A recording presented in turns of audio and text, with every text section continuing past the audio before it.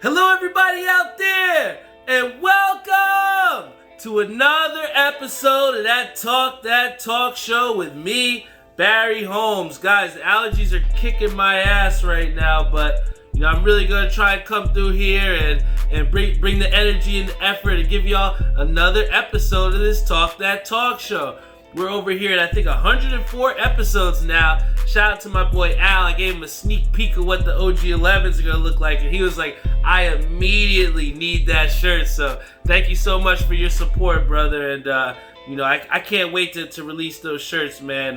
Shout out to my boy Timmy Hugel, who's helping to, continuously put my ideas into motion. And, wouldn't be able to do it without him. And he said hopefully that we should have him next week. So, guys, be on the lookout. I'm not going to say what day, but when they come next week, make sure you have that money ready. I promise you, it is going to be an awesome release. Just trust me on this one. Before I get into it, one of the things that we didn't get a chance to do, or for most people that didn't get a chance to do, is they didn't get a chance to celebrate the Cinco de Mayo like normally we would have celebrated. And, I know that there was a lot of rain that happened, but the thing is, man, you got to be able to celebrate in your own right, regardless of what happens on the outside. And, I was able to make some margaritas at home for the fam, which was pretty dope. But what I did today, instead of our normal beer review, for those people out there that do like margaritas, that maybe don't have the Barry bartender experience to make them really dope, but if you want to have a quick fix for yourself and make a nice margarita, I'm gonna review for you guys one of the things that I actually really enjoy, and this is an 1800, the ultimate margarita. Ready to serve, right? So all you're gonna have to do is put ice in this. I'm a thug, so I don't need ice with it. I'm gonna just drink it straight from the bottle. But for those people out there that like to have their margaritas on the rocks, you put a little bit of ice in there, and you'll be good to go. So for everybody out there, I want to celebrate our Cinco de Mayo like we didn't get a chance to last time. But one of the most underrated flavors in margaritas that I feel like a lot of people sleep on. A lot of people go straight for the strawberry margarita. I think strawberry's good, but I think it's overrated. I think one of those margaritas that you gotta go with if you're looking for something other than the regular margarita, please try out a mango margarita. And this is one of the ones that I had. I think it's, like I said, the 1800 ready to serve margarita, and it's only right that you have a margarita 2 days after Cinco de Mayo. So everybody out there, cheers up, and we're going to get started with the show, but let me show you how this is. It's actually really smooth, man. I think a lot of times when you have mixes or, mixtures of both, have liquor or ready to serves already bottles, sometimes it doesn't have that kick. And I felt like this one right here has just enough kick for me, and it's good enough so that you can still share with your homies or share with your family. So, shout out to Jeffrey, who also says you got to check out the peach margarita too. But, this is the mango margarita. I'll show you the bottle one more time, guys. This is the 1800 ready to serve margarita bottle. If you're looking for some margarita or, to celebrate, not just Cinco de Mayo, but, just to have yourself a little margarita. Just pour a little bit of this, get some ice, and you'll be ready to go. And, that's what I'm going to be having today in ceremonial fashion on the That Talk Show here on the 104th. So cheers up, guys, to our 11 and 6 people on our Facebook live stream. But, before I get into our show, I definitely want to give a shout out to our sponsors. Shout out to my boy Joe Snow and Maria over at New York Life, helping people to get their financial freedom every single day. Also want to give a big shout out to my boy Savion over at Skydive Socks. Like I said, he's continuing to put out hot stuff. You want to hit him up for any type of custom tie-dye stuff, man, please hit him up. Also want to give a big shout out to my boy Timmy Hugel over at Ink Parlor, helping me, like I said, to make these OG 11s and everything else, incredibly dope drops and releases. To say in a year I had, over 14 or 15 shirt releases that were all sellouts. I thank him a large part for that being possible, man. So also want to give a shout out to Air We Are, helping people to get any type of heating, cooling, air conditioning needs in the Middlesex and any Central New Jersey area, please hit him up over there. Guys, I'm so sorry. I probably look so crazy here on the Facebook and Instagram Live, but allergies are it's intense, man, especially around this time. It gets nicer out, but the pollen, it's ruthless. So if you guys have any suggestions in there, please put some of your best allergy medication that's, helped you to get through this allergy season. But, first and foremost, I got to give a big-time dunce cap to the Houston Astros.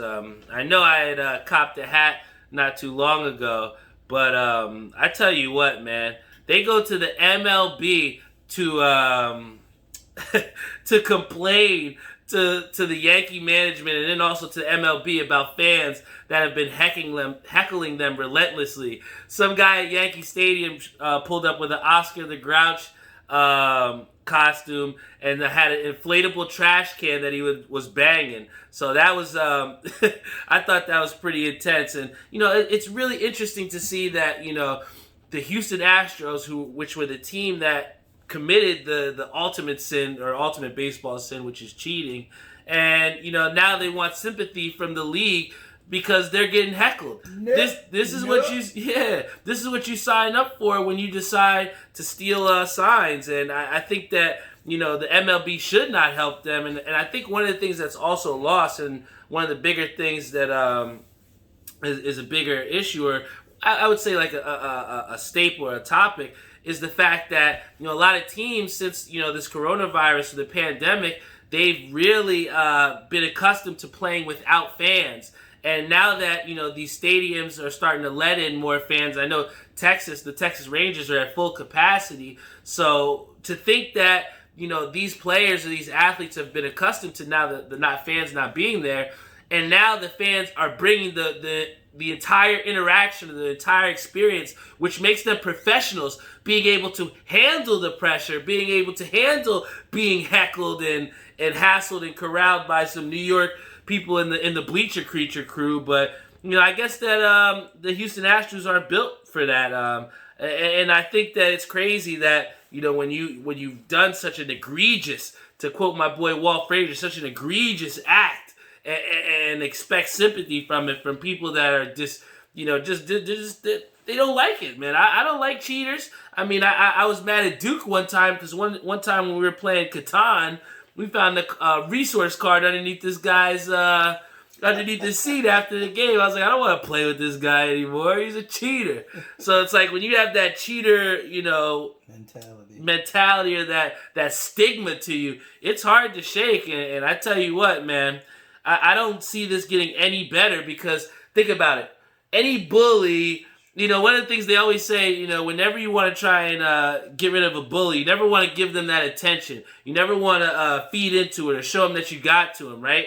You see them crying to the league. You think people are going to let up even more? Oh, okay, you cried to the league. Now we're not going to heckle you. I mean, we did see that the Yankee security took that inflatable trash can, which I thought was pretty funny. But even so, I think that, the Astros are going to have more than just the Yankees to worry about. And the Yankees had all the reason to heckle them because they were the team that lost out in that ALCS run, man, based off of the cheating.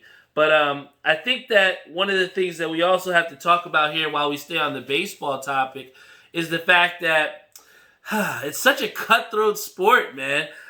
You have a guy in Albert Pujols who's going to be arguably a Hall of Famer, one of the best, hitters in the game to our recent memory. But here you have him who's on the last year of his contract here in the Los Angeles Angels, and they sent him down for an assignment and soon after released him. And, we already have people like David Ortiz backing him up saying, hey, how could you do this to such a legend, or he deserved better than that. But I think it just speaks to the professionalism that, Albert Pujols has carried himself with, and that also it set himself up for another opportunity. But whenever you get into these situations and you're, an older athlete and you're coming towards the end of your career, I don't want to put Melo into that category, but, it's very interesting, or we can kind of compare that too, because, Melo was on the outskirts of his career. He had teams that didn't want him, wrote him off, said that he wasn't going to be help to the team. But like you said, he stayed ready, and now he's cracked into the top 10 in the scoring. But here you have Albert Pujols, who, for some, has probably achieved most of those baseball milestones that he could probably achieve. So, you have to come into a situation where you're Albert Pujols where, hey, can I play at an elite level? Can I still do this? Do I still want to do the work to put it in to be an elite hitter in the MLB? And I think one thing that could entice him if he does decide that, yes is the answer to those questions is the Chicago White Sox have shown interest in him. The Chicago White Sox are a team that are battling in that ALC Central or whatever. And, they're going to be a team that's going to fight for the pennant. And I believe in Tim Anderson. I believe in Dallas Keuchel, who I think threw a really nice gem the other day. But, that Chicago White Sox could entice him to still try and perform at a high level and not hang it up. Because, if you do not have the desire to play at an elite level, then you start talking about hurting your legacy. And I feel like Albert Pujols is someone that's been a stand-up guy, and he's somebody who doesn't want to tarnish that legacy with bad play. And the guy hasn't really hit too bad. He just hasn't been hit to the super high standards that we've, been accustomed to for Albert Pujols for, over a decade now. So, I think that, he will see. I don't think this is the end for Albert Pujols. Did he deserve better? Yes. But, as we've seen countless times, in professional sports, they can be ruthless. It's not really, what have you done for me? It's a matter of what you've done for me lately. And, speaking of what have you done for me lately, I can't tell you the amount of people that have hopped off the Knicks ship after a loss to the Nuggets. And I think one of the biggest questions that I've gotten over this week or, in the past couple of days is, pretty much people think there's been validation that New York or the Knicks aren't battle tested or they're not ready for the playoffs because they got beat by the Nuggets. And I'll give it to you. It was pretty bad.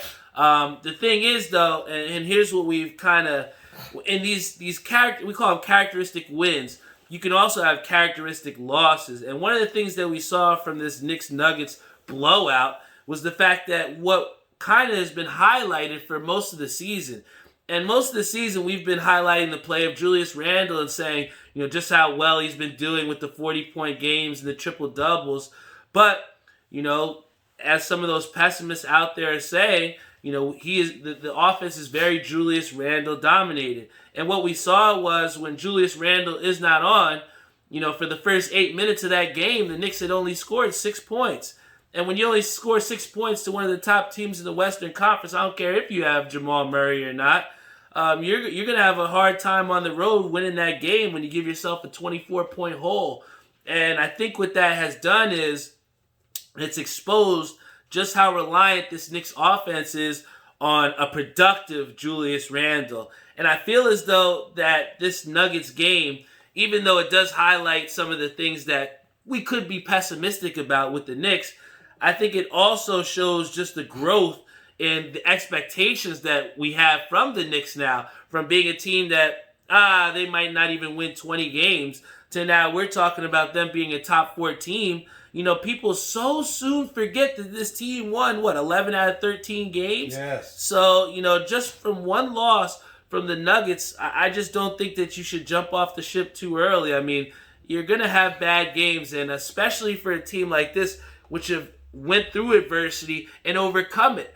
It's another thing when you've had adversity and now you failed to overcome it. So I think that if I were to be a Knicks fan, I would rather this happen now before we go into the playoffs, because as many teams can tell you, it's hard to learn in the playoffs. You got to go with what you've been doing all season long, and if you haven't, been able to consistently, and I say consistently, overcome that adversity, you're going to be out in a quick 7-game series. You're going to be out in 4 or 5. So, for the Knicks, I wouldn't just jump off the ship just yet. I would not get too, discouraged if you're a Knicks fan out there. They got a big game against the Suns tonight. Let's see how they play. But as long as Atlanta does not win, I think that the Knicks will still be okay. But they're going to have to, on these last, 7, 8 games, you're going to have to play some tough teams and win those games. You're going to have to steal a couple games if you want to stay out of that play-in game. Because like we said earlier episodes, the play-in tournament is awesome, But, LeBron was saying how awesome it was until it was a possibility he had to fucking play in it, So I think that, the players are very, very conscious of this play-in tournament, and that's why every single game, even though it does matter every time, why it matters even more now. So, we see the Knicks have been trending up, but now that we've hit this speed bump, let's see what this Knicks team is really all about. And I'll tell you right now, I still believe in the New York Knicks. Same you here. should too. Same here. So, I think that, through that offensive stagnation, it's something that can be overcome. And, for the most part, through that winning streak, the Knicks role players had come through and they had exceeded expectations, even when Alec Burks was still hurt. So, I think that this Knicks team knows what they need to do. And let's give them a little slack because they've been absolutely killing it these past couple weeks. But, one of the questions that I also got asked was, how, I felt about Tom Wilson and the thing that happened with the Rangers. And, we already know I don't like the Capitals. I'm not a huge fan of the Capitals. I think there's a lot of bandwagon fans out there. But, straight like that, to show just how, these Capitals are, Tom Wilson is somebody who's been, consistently in the penalty box or consistently being fined or suspended and just penalized in general for all the terrible plays that he's done. But, we had something against the Rangers, and this is a potential playoff game where, you have the Rangers who are fighting for a playoff seed, and you have Tom Wilson where, and sometimes around the goal, after the goalie's already stopped it, you're going to have a little scrum. You're going to have a little stinky gloves in people's faces. You're going to have some pushing and shoving, but never. I mean, you don't really see a guy like Tom Wilson now push a guy to the ground, almost mounted, and then hitting him while he's down on the ice. And that's terrible. And I think that it's people like that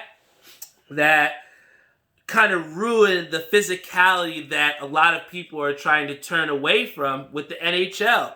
And we've seen, and I've even talked about it on previous episodes, about how the overall percentage of fights that happen in NHL games has went down significantly.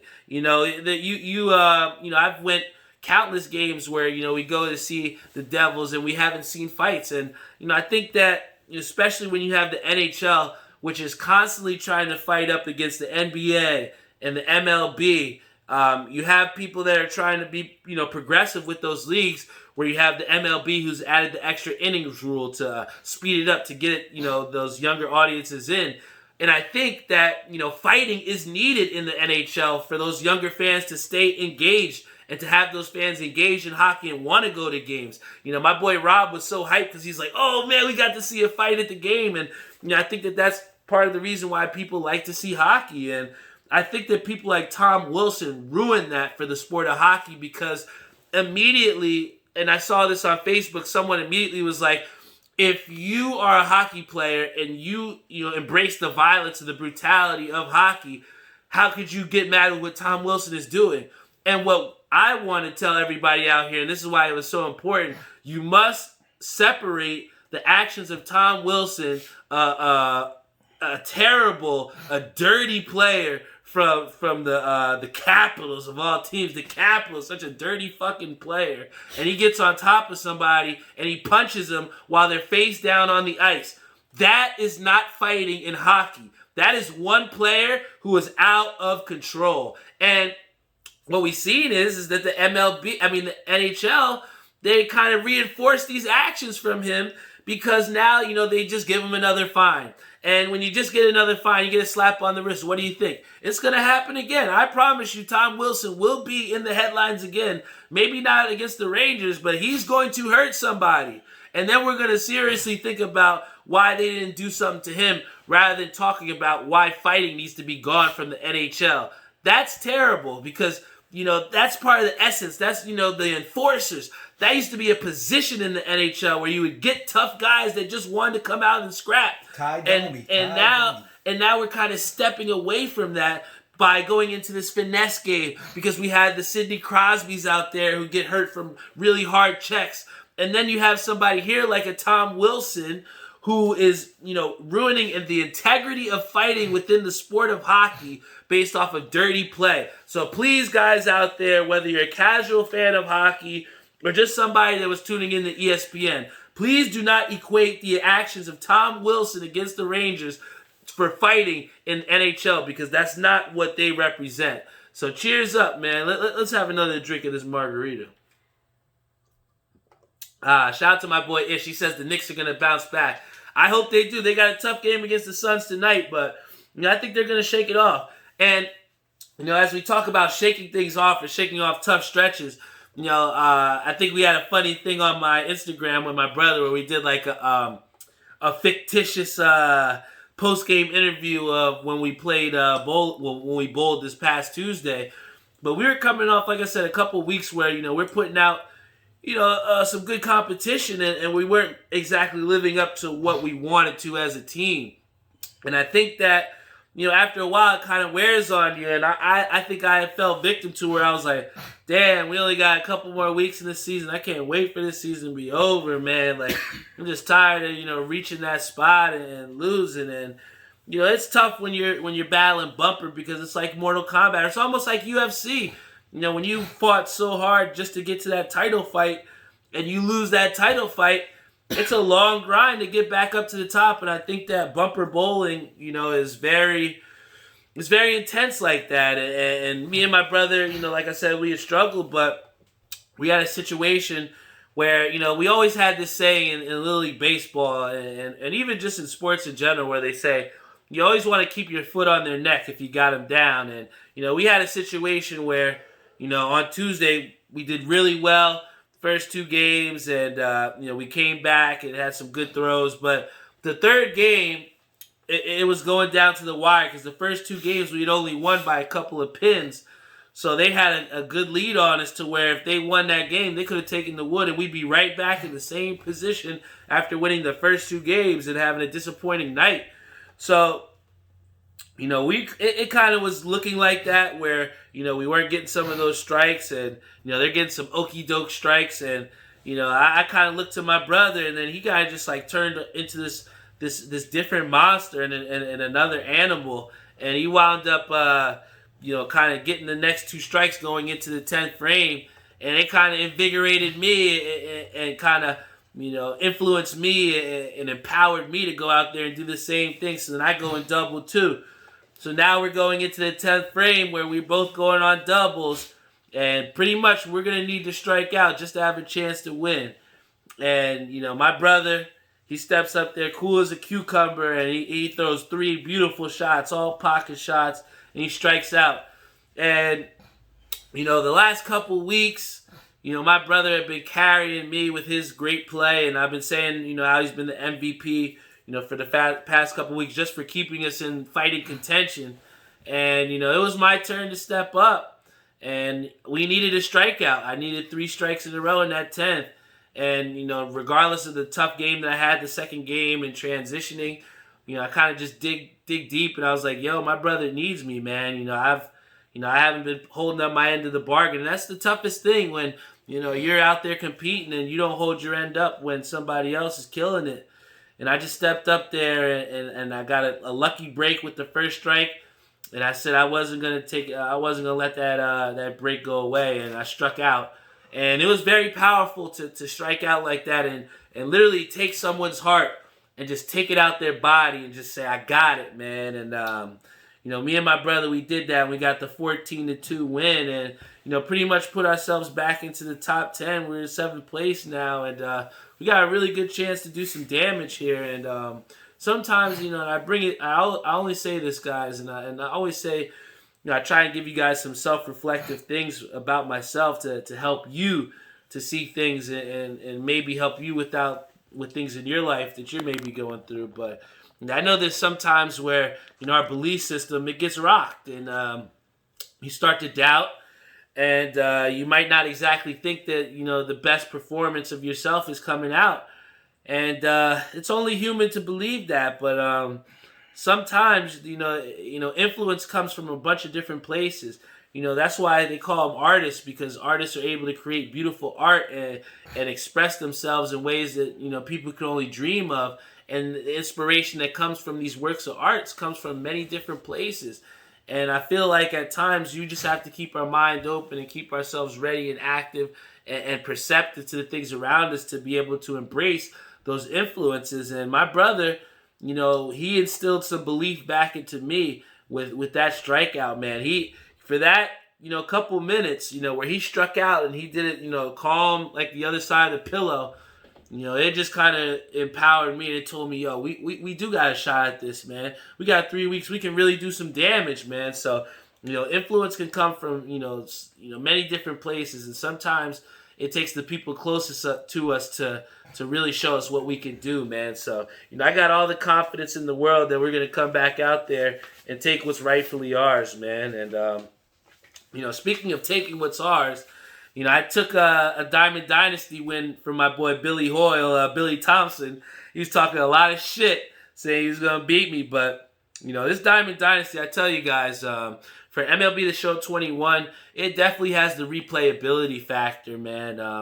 I've had so much fun doing the different challenges, and a lot of people have compared it to the Madden Ultimate Team. But one of the things that I feel as though is that like the reward system from MLB The Show is much more rewarding and much more applicable than the Madden Ultimate Team experience, because I feel as though a lot of times with our Madden Ultimate Teams, you're not really willing, or there's no incentive to want to play with your team outside of online. But you don't have to play with your Diamond Dynasty team online, and there's a lot of different offline modes, and I'm sure a lot of people are like, well, if it's not online, then it's definitely going to be boring. Like, how do you keep yourself entertained? But I've seen that MLB The Show has been a truly interactive experience, and one that I've yet to get bored with. There's like, whether you're playing Conquest, online, seasons. I think they do Showdown as well too. Playing against your friends with their Diamond Dynasty teams. I think that there's something to getting like a Jorge Posada card, then being able to apply them in your lineup, and now you're creating that dream lineup. And Jeffrey said it so perfectly. Each one of us is pulling some great diamond cards, and we're pulling some some great picks out there. But it's awesome to see just the other teams that can be built through the Diamond Dynasty program. And, I would say to everybody out there, please check out your missions, check out your moments, check out ways that you can get easy XP in the game. My boy Billy couldn't believe how many Diamond players that I had just from playing the game and doing those missions. He's like, you had to put money in there. You had to put money in this game. And literally, you don't have to put any money into this game. I know a lot of people out there are putting in money into Madden Ultimate Team packs and bullshit like that. But, there's enough reward system in that game and enough replayability that you're going to have fun playing MLB The Show for a long time. I can't wait to start our Diamond Dynasty team with my boys Jeff and Peter. Peter was talking about a Byron Buxton that's just came out in the monthly program out there that just came out. So there's different players that are going to be constantly released. And shout out to CV10 the Kid. That's my boy Chris Virag. He started his own Diamond Dynasty YouTube channel where he's helping people out with a whole bunch of different videos with what you can do, what players to do, and it can be confusing at times. So to get that type of help is huge, man. So follow him on YouTube, CV10 the Kid. But before I close out the show, I do want to bring up something that I think that was really crazy. One of the things that we have within our friend group is we have this thing where it's like we have the Quahim. And it's almost like where you son somebody, where you take your hand and you put it on their head, and it's like, come here, little homie, I got you. Let me Quahim you.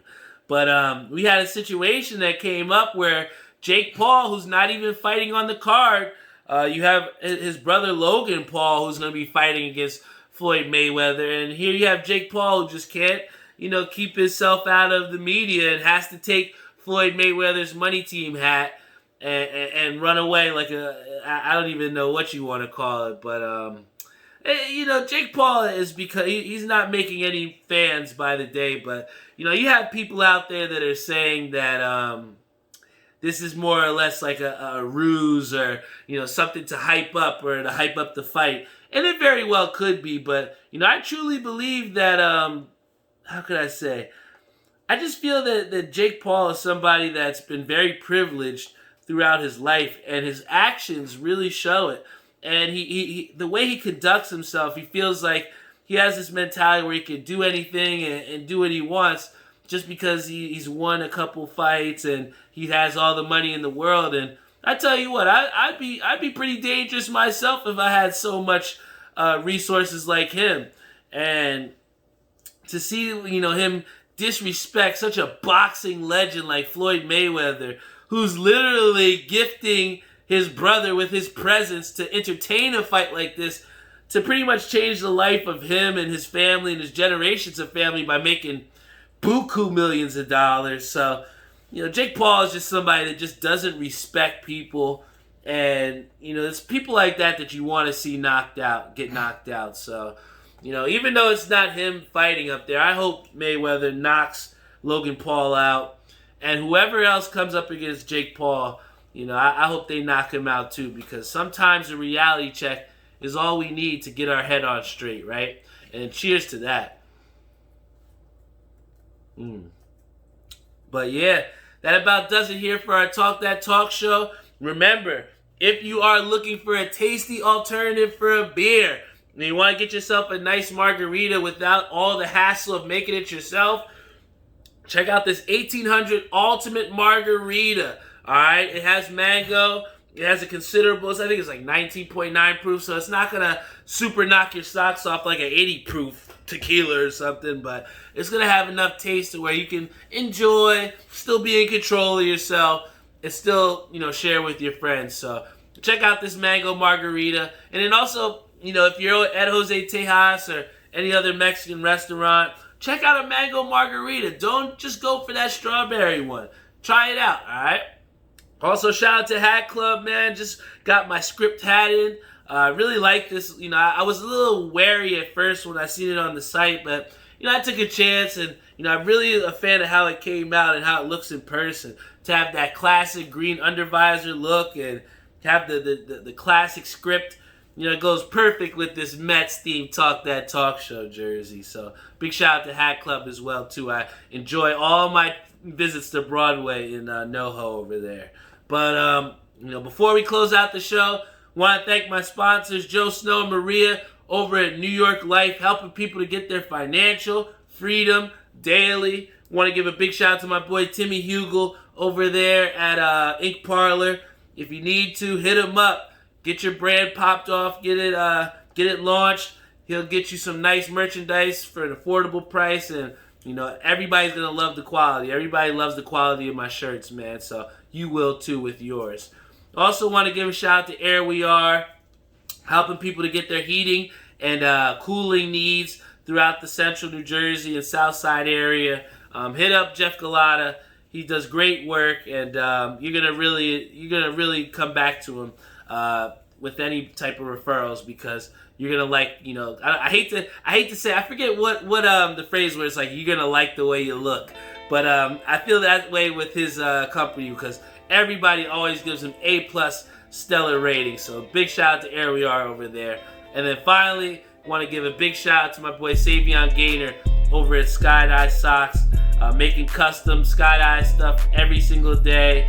And like I said, as somebody like myself who's pushing their brand and constantly trying to try new things and put new merch out there and progress the brand, Say is someone that's always doing that as well too. So always want to give a shout out to them. Thank you so much to my sponsors. I love you all out there, whether you're listening from Colorado, Idaho, Texas, Mississippi, Montana, California, Vermont. I see you all out there. Portland, Oregon. I hear you guys. I see that you're in here listening in. You guys inspire me to continue to come here weekly and deliver a quality show. And it's so glad by me that you guys don't mind just having just me as your host here on the show and no guests. My boy Carl says it all the time. He feels that the ones with me are always the best episodes. So, when you have support like that, it makes me feel like I could stay up here for hours. So thank you so much, guys. I love you so much. This is the Talk That Talk Show. Tune in next week for the 105th episode of the Talk That Talk Show. Talk that talk.